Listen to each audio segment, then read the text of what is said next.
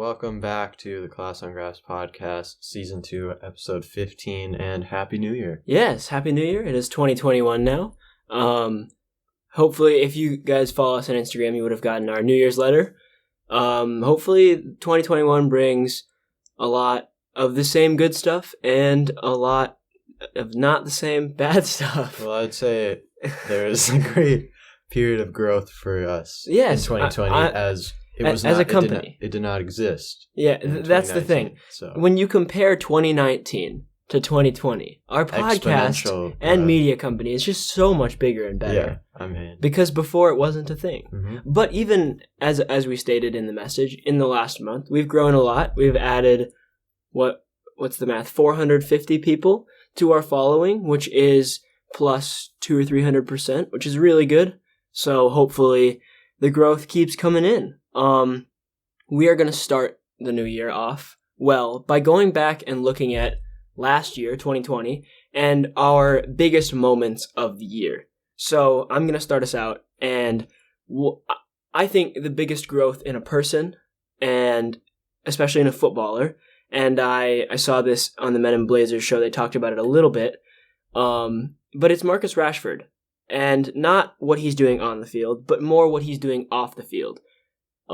If you guys don't know, he raised about $20 million for children who need meals during coronavirus time when they normally get it from their schools, like at lunchtime and stuff like that. So he raised about $20 million, donating some of his own money, as well as getting $15 million from Tesco, $2.5 million from Asda, and $1.5 million from the co-op, which is huge. Mm-hmm. Really, really great to see a footballer doing that. Yeah, and he kind of says that his motivation behind it, besides just, helping kids, and that's like something you need to do, and it, like they would have been starving, is he was in that position as a kid as well. He himself relied on those food drives and stuff like that because he grew up in, not a wealthy family, and it was kind of tough for him there. And he was looking back and saying, okay, I would have loved a footballer to help me when I was in that situation, and it's just incredible what he's done. And no, it's the great support to see throughout the country of England, and I think that as a football fan, you can't be mad at Marcus Rashford or hate him. Mm-hmm. Maybe before he did all of this, but at the moment, you can't be mad for what he's doing, because even if you don't like Man United or him on the field or something like that, as a person, he is doing so much for the community that he is in and for England as a whole. And I think that hopefully in 2021, we see him pave the way for a lot of newer, younger footballers doing the same thing. Instead of spending their money on expensive trips and flights and things, instead maybe giving back to the communities more, because they have been really lucky to be where they are and they've worked hard for it. But, other people are struggling, and it would be good to see them give back more. And hopefully Marcus Rashford can show young footballers what it's all about. So that's really good. Yeah, and for him to be that young and making that step and, donating that much money, you usually see that in veteran players doing things like that. And what is he, like 25, 26 maybe? Yeah, I don't actually know. But probably something I should educate myself on, the age of Marcus Rashford. He's still very young. I would say he's like 24. Yeah. So yeah, just incredible from him, and I think he has become one of my favorite players just because of that. Yeah, and I mean that whole Manchester United side has become from a team that I laugh at to a team that I actually admire. Yeah. Then obviously with the lockdown in the spring, football everywhere was canceled until the Bundesliga decided to open back up, as Germany had like the best kind of lockdown system where they were able to do that. People followed the rules better. Yeah. And they overall got it under control faster than everyone else. Yeah. And yeah, like you said, that return to play was maybe the best day of my year.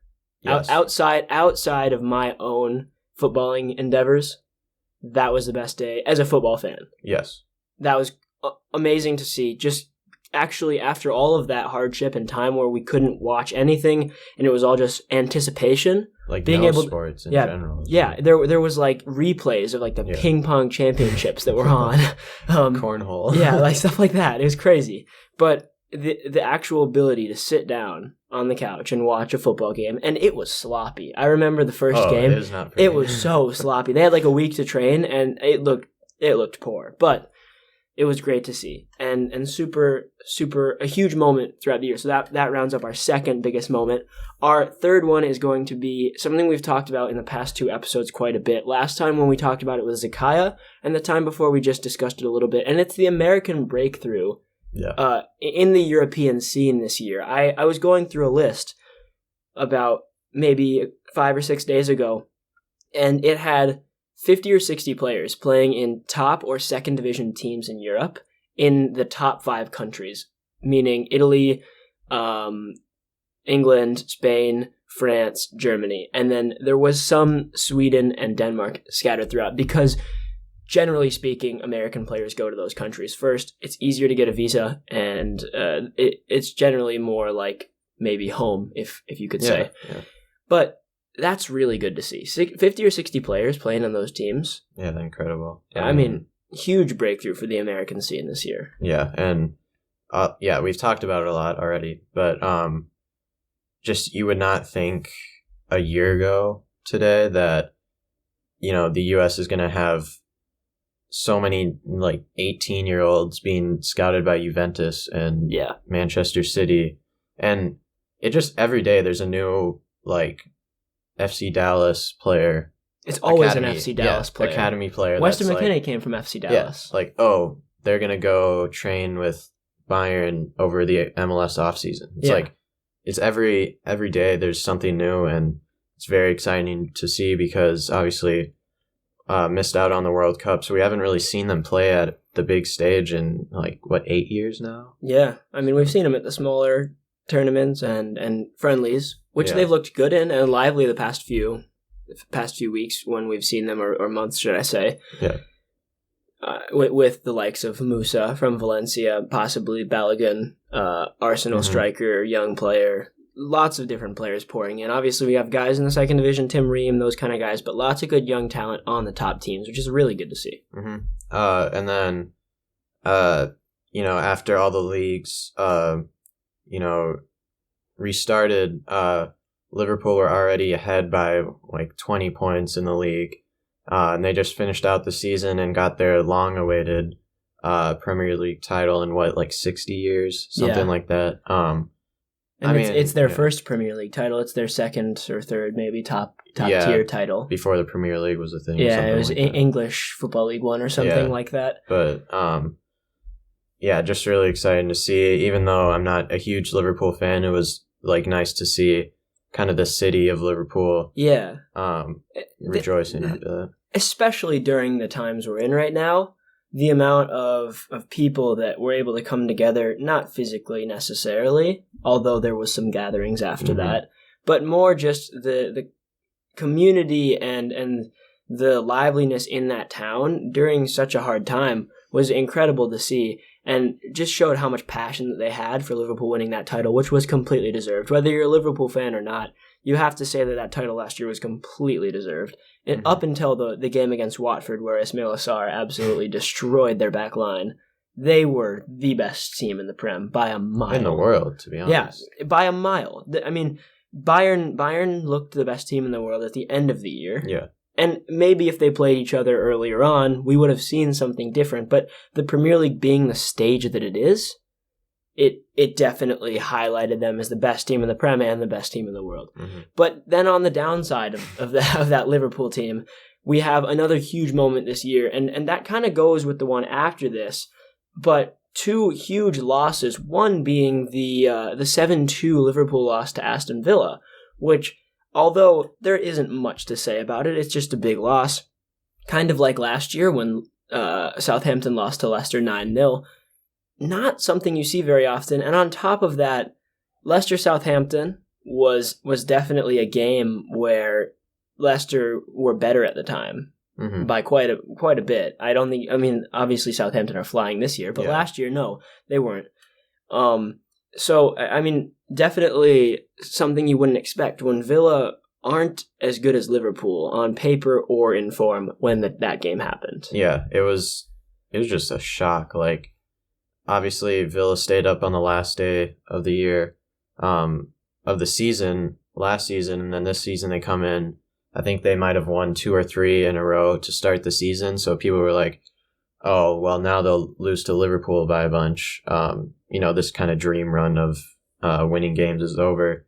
And then they go out and score 7 past like the best team in the world at the time. And yeah, it was just incredible to see like Jack Grealish, Ollie Watkins, Ross Barkley, all just connecting, linking up, all of that.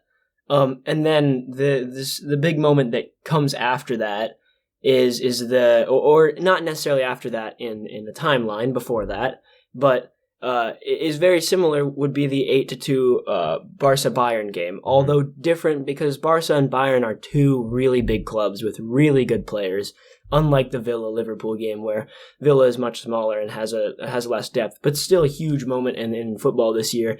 And I think it marked a point in time, a turning point for that Barca team where they either need to find a whole new team or someone to a coach or someone to just rebuild, because they're letting go of Messi this next year if they don't find the funds to keep him, because they can't pay his wages. I mean, that's it. When you can't pay player wages, that's like a non-league League 2 type thing that we see. Yeah, and it just showed that it was Bartomeu or whatever the chairman was, and how he actually was the problem. Like, Messi had an interview a couple weeks ago, and he said, like, I'm like committed to the club. It made it hard to like want to play when the ownership is so bad to him when he wants to leave. Like how we saw Ronaldo leave Real Madrid, it wasn't like a big deal. No, it was a celebration. Yeah, it was like, he wasn't doing as much for Real Madrid, and Real Madrid wanted to kind of rebuild, and they had some young players coming in. And then Ronaldo was like, yeah, and he left to Juventus, and he's doing well again. And Barca just didn't want to. Messi leaving Barca is a problem because Messi started at Barca, and that's true. And he has been so influential in everything Barca culture. If you think of Barcelona, you don't think of the team. No. You think of Messi. Yeah. So Messi is FC Barcelona in a sense, which is a problem if he leaves, because the city and the fans, I mean, you walk around Barcelona, you see Messi jerseys hanging everywhere. So with that attachment to a player, if he leaves, it's almost as if FC Barcelona don't have a club identity anymore. No. And where they find that, I don't know. But that's, in my opinion, where the problem lies, because if he stays and they do poorly, they still have Messi. They need to find someone else to do maybe the harder work as Messi's getting older, can't play as many games. He's still a magician, but maybe not as much as he was in the past. But they still have their identity. As soon as Messi leaves, their identity from the past 17 years is completely gone. And moving on from that, the other famous Argentinian number 10, Maradona, sadly passed away late November. Just kind of shockingly, I think he was only in his 60s. And it was just really cool to see the world come together to remember him. Pele had just an amazing quote. I think he said, one day we'll all play together in heaven or something on the same team in heaven, and something along those lines. And it was a very, very sad moment. A day when I woke up and I learned about it, and immediately I was shocked. And not shocked because it happened, but shocked about how people would react, because it was coming with the lifestyle that he lived. I'm surprised he lived that long, to be honest. He made a lot of poor decisions, but looking at Maradona's life, when you look at how many poor decisions he made versus how many people he affected positively throughout his life, I can 100% fully say that he is an icon to humanity in general. To how many people he influenced and how many people he made just incredibly happy during the times when he was playing. It's crazy. And like you said, the people that came together to remember him, every single football match, every single TV channel related to the sport, everyone, all podcasts started remembering him and started thinking about, we were actually in our break during the time that it happened. So we didn't get a chance to quite cover the subject, but overall, just an incredible moment for the world to come together and remember someone who lived such a great life for the people that he affected. Yeah. Yeah. Moving on from that, we have definitely not on the same level, but another Argentinian who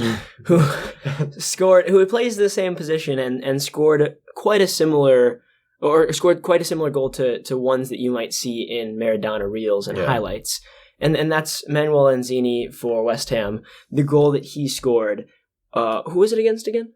Tottenham. They were down 3-0 until like the 75th, maybe 80th minute. Yeah. It was very late in the game, 3-0 down.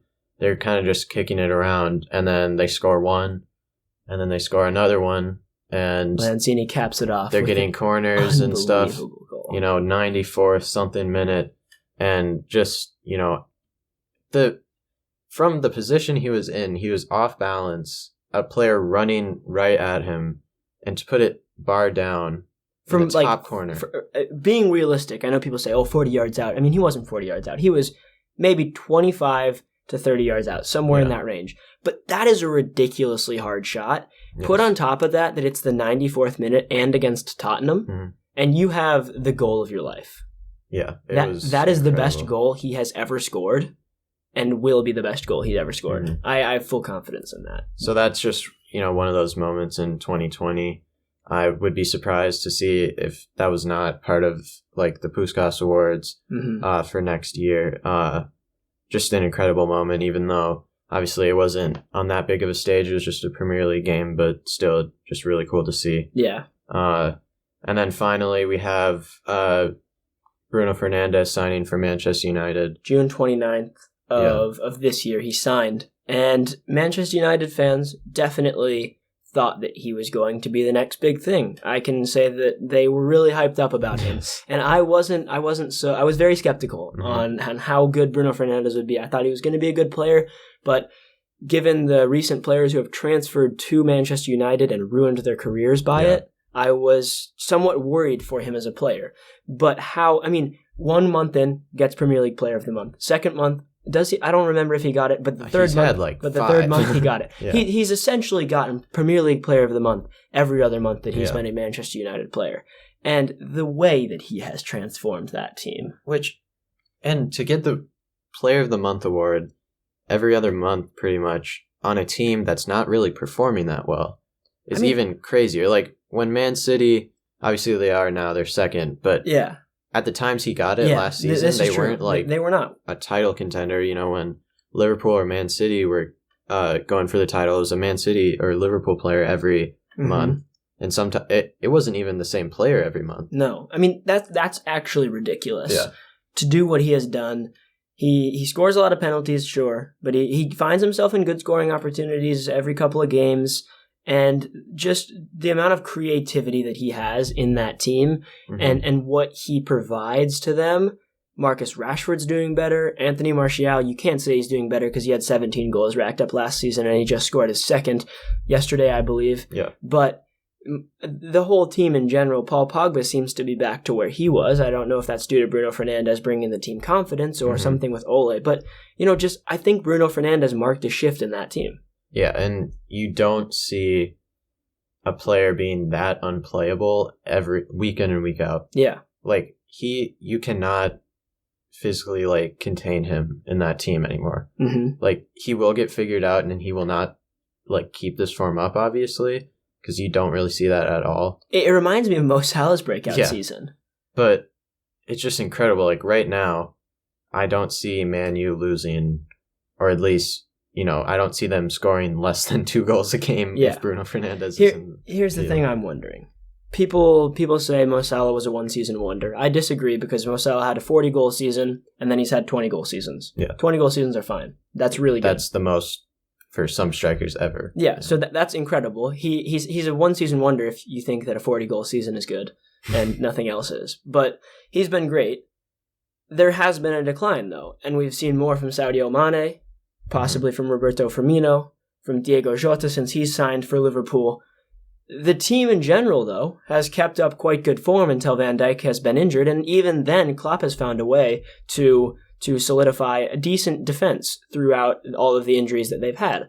Do you think that Bruno Fernandes might start to get figured out, as you said, and lose some of his form, but then Manchester United, because of the confidence that they have, people like Marcus Rashford, Anthony Martial, Paul Pogba, even Scott McTominay, who's aging into his role, and Dan James, I think those players might be stepping up more. Oh, yeah, completely. And as you said, we saw that with the Liverpool team. In that season where Salah got those goals, it really wasn't that many other players scoring. But then the next couple seasons, yeah, you did see Sadio Mane picking up Player of the Month awards, picking up Player of the Year contentions. Tied Golden Boot that year. With Mo Salah, they both got 22. Yeah. And, I definitely could see Rashford putting away 20 goals. I could see Martial not far behind that, Mm-hmm. Totally. So that essentially wraps up our kind of roundup of 2020, and the top, for us, it was 9 biggest things, not quite 10, but 9 biggest things that we thought happened over 2020. But now going off of last pod, we had a quiz at the end, and we had a question about the WSL, and we had no idea what the answer was. And we received some fan feedback that we should possibly start educating ourselves more on the WSL and how it's going, and maybe have a segment of the pod. So this next part of the pod is dedicated to those fans who suggested that. And yeah, so the biggest thing that's happening in the WSL for our research that we've found out, obviously we're not experts on it quite yet, but in the years past, Chelsea, Man City, and the other one is... I can't remember. Everton? No, not quite. Arsenal? Yeah, Arsenal. So Chelsea, Man City, and Arsenal are the 3 biggest, or have been the 3 biggest women's teams in the WSL the past few years. But with the introduction of Tobin Heath and Kristen Press, they have two Manchester United in the WSL. Manchester United have turned things around in their form, and they could be competing for a Champions League spot. Because for the WSL, the top 3 teams get a Champions League spot, unlike the Premier League where the top 4 do. So they could be competing for that Champions League spot, which is big news, especially coming from an American podcast, because 2 Americans who we know are Americans in the women's soccer game are the best team, right now. But 2 Americans go over, completely change the game. What do you think about that? I mean, I think it was kind of time more players. I know a couple Americans have been playing in Europe, but I think it was definitely time to see more go over to Europe. And you saw that shift with, as well as Alex Morgan, even though she has, I think, left Tottenham to go back to the US. Or is leaving soon. I don't really know. To just prove themselves and say, like, yeah, our team is good, but we can also do it individually on a club team in Europe. And I think it's just really cool to see that. And it's actually, I think, attracted more U.S. Soccer fans to watching European football and to watching women's European football as well. And I think it's really cool to see. Yeah, I mean, 5 goals in 8 games for the 2 of them combined. For Manchester United, not bad numbers to put up considering how many games you play. That's something you might see. I think specifically Tobin Heath has scored 4 in 8.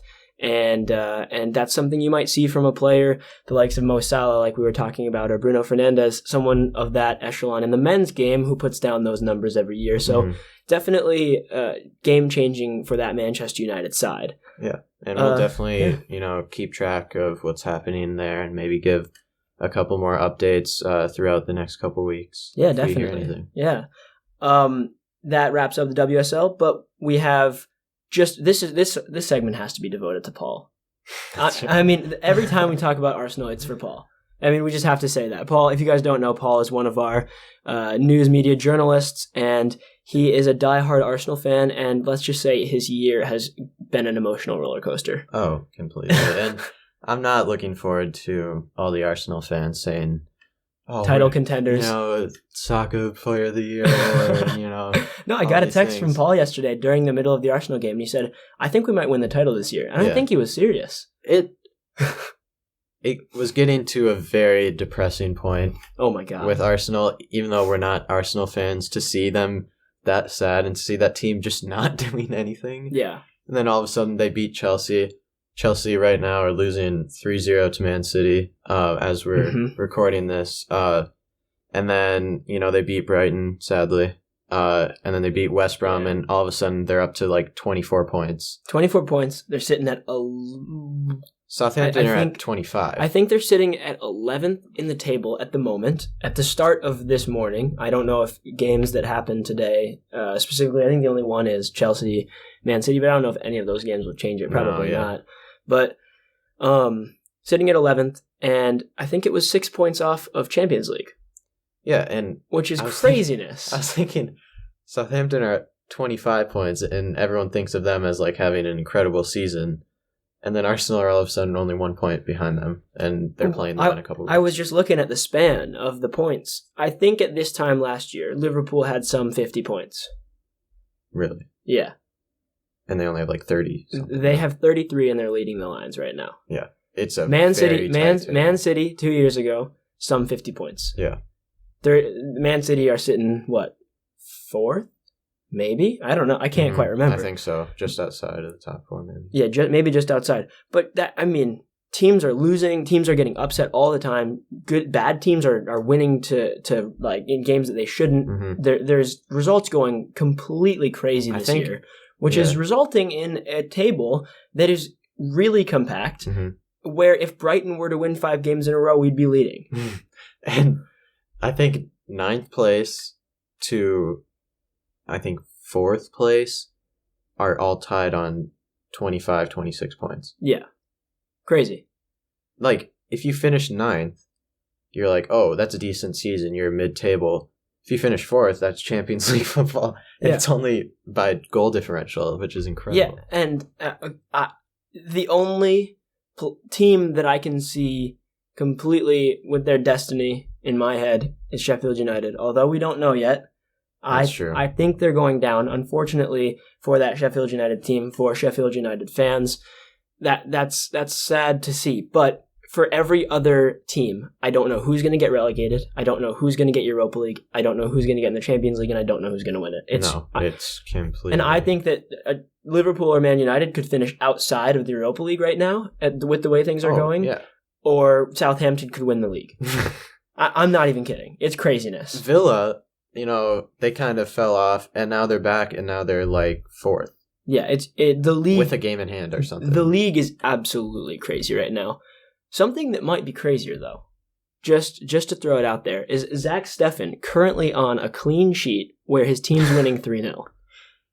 After his first touch on the ball, with his hands after Kevin De Bruyne passed it back to him.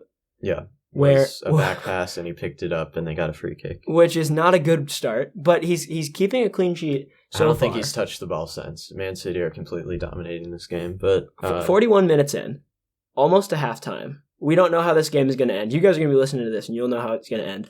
But even if Zach Steffen lets in 3 goals and it's 3-3, I think it's a huge accomplishment and milestone. Oh, yeah. Because it's the first Premier League American goalkeeper since Tim Howard, I believe. And Tim Howard was an absolute beast and just staple in the U.S. soccer for so many years. Mm-hmm. He was our guy. So if Zach Steffen can become that, obviously the only reason that he's playing is because Ederson's out with COVID. But if Zach Steffen can become that staple in U.S. soccer, that's going to be really good. Yeah, and there is, as you said, there's a bit of a fear of the Premier League getting postponed for a little bit due to Fulham having a pretty big outbreak. I think people are reporting around 9 positive cases. They've gotten their game against Tottenham and Burnley canceled in the past 2 weeks. And then as well as Man City, they're playing today, but they had like 3 or 5 cases, including Kyle Walker and Ederson, as you said.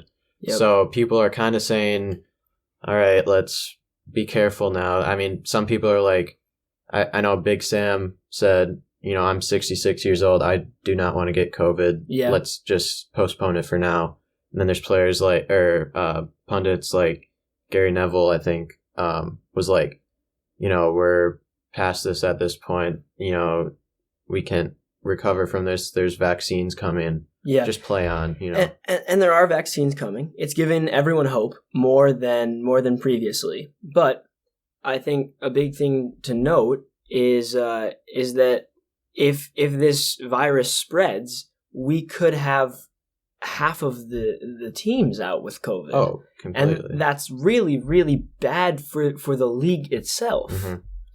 Yeah, and I think it is tough because people, no matter what, do not want to go back to a time with no football. And, this league is just getting back to its best. They were putting fans in the stadiums. That has now stopped due to conditions in England. But the last thing they want to do is, cancel it for a couple weeks. Yeah, 100%. And I think it's sad to see because, especially like you said, the fans, they got put into stadiums and then taken out. Every time you do something and then you retract that decision, you say, oh yeah, here, go back to stadiums. We're going to start letting 2,000 in. We're going to phase this. We're going to go 2,000. We're going to go 5,000. Then we're going to go 10,000. And then about 2 weeks in to 2,000 fans back in the stadium, you take everyone out and you put rules down saying it's not going to happen anymore. Then you're just blowing the hope of everyone. Yeah. Everyone's thinking, oh, we're coming back. We're gonna be all good in a few weeks, a few months. I'm hoping that the vaccine does something, but I think for now, until that happens, people need to just calm down, stay safe, use the protocols, and make sure that we can just keep playing. Yeah, it's not out to the whole public yet. It's only frontline workers. Yeah, right now I think in the United States, it's depending on state by state guidelines. Mm-hmm. Some states are saying people over 70 get vaccinated first. I think that's Florida. Some states are saying that healthcare workers should get vaccinated first. I'm not going to get into the debate about who gets it first or what, but I think that's not what we're here to do. Yeah, but I think that hopefully that it can get rolled out to as many people as possible as soon as possible. Can't wait for fans. Yeah, honestly, packed. Just to wrap up today's pod, I just can't wait until fans pack the stadiums again. Just looking at in general, videos of the past years before coronavirus was a thing, how fans went crazy, how games could turn on its head just because of fans giving their team that little bit of energy. I mean, to be honest, I think that teams like Brighton and Sheffield have been extremely affected by their fans not being there. I've said it before, once the season resumed last season, that the relegation battle teams, those are the teams that are going to hurt most. The big teams don't need fans as much as teams that,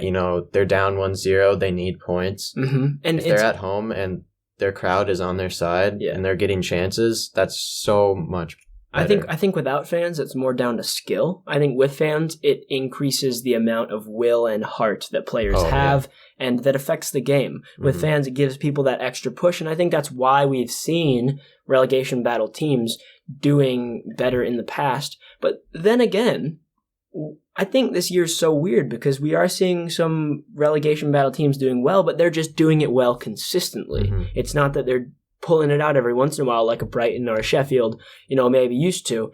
But we have Villa and we have Southampton both doing well consistently week in, week out. Yeah. So I'm wondering if there are certain teams with certain players and certain coaches that do better. Or I think everyone would do better with fans, but don't get affected as much by the lack of fans. Yeah, it would be interesting to see if coaches and coaching staff have changed their tactics due to maybe this formation, these tactics would only work if they need that extra push from the fans in the last 10 minutes, or let's maybe sit back a little more. Because to save stamina, because they won't have that extra push from the fans. Something like that. It would be interesting to see. Yeah, no, something to talk about next podcast. Yes. But as of now, Happy New Year to all of you guys watching. Hopefully 2021 brings a lot more joy and better, just overall life throughout all of our communities. And we will see you guys next week. So for now, peace.